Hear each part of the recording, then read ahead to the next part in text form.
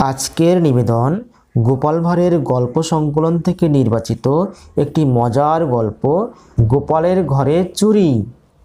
সেদিন গোপাল রাজসভায় অনুপস্থিত ছিলেন।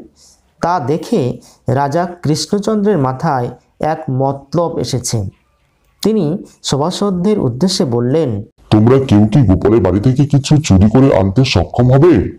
যে আনতে পারবে তাকে আমি উপযুক্ত পুরস্কৃত করব। সকলে জানে এ কাজ সহজ নয়। চুরি করতে গেলে গোপালের হাতে নাকাল হতে হবে। পুরস্কারের লোভেও তাই কেউ রাজি হলো না। সেই সভায় এক গরিব ব্রাহ্মণ উপস্থিত ছিল। সে এসেছিল রাজার কাছে কিছু সাহায্যের আশায়।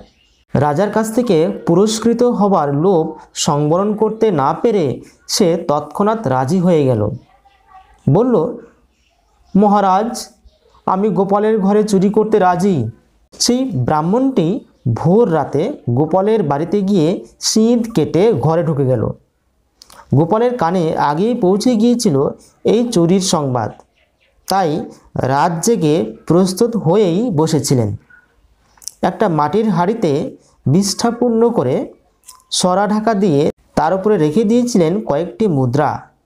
ব্রাহ্মণ সামনে সেই হাঁড়িটা পেয়ে নিয়ে চলে গেল। পরের দিন সকালে ব্রাহ্মণ হাঁড়ি মাথায় নিয়ে চলেছে রাজার কাছে। পিছনে অনুসরণ করে চলেছেন গোপাল। যখন ব্রাহ্মণ রাজপ্রাসাদের সদর দরজা ডিঙিয়ে ভেতরে ঢুকতে যাচ্ছে, গোপাল হাঁড়ি লক্ষ্য করে মারলেন এক ঢিল। হাঁড়ি ভেঙে যেতে বিষ্ঠায় মাখামাখি হয়ে গেল সে ব্রাহ্মণের শরীর। দুর্গন্ধে ভরে গেল চারিদিক। রাজা কৃষ্ণচন্দ্র সে সময় প্রাতর্ভ্রমণে বের হচ্ছিলেন। তার সামনেই ঘটল এই ঘটনাটি। গোপাল রাজার সামনে গিয়ে বললেন, দেখুন মহারাজ, চোরের শাস্তি। এই লোকটি আমার ঘরে সিঁধ কেটে চুরি করে আনছিল।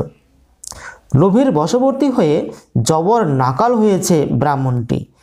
রাজা বললেন, যাও, নদীতে স্নান করে পরিষ্কার হয়ে এসো। আগে নিষেধ করেছিলাম, শোনোনি, এখন তার ফল ভোগ করলে। কি আর করা যাবে? এখনই স্নান সেরে রাজপ্রাসাদে এসো। আমি আমার প্রতিশ্রুতি মতো তোমাকে পুরস্কৃত করছি। ধন্যবাদ।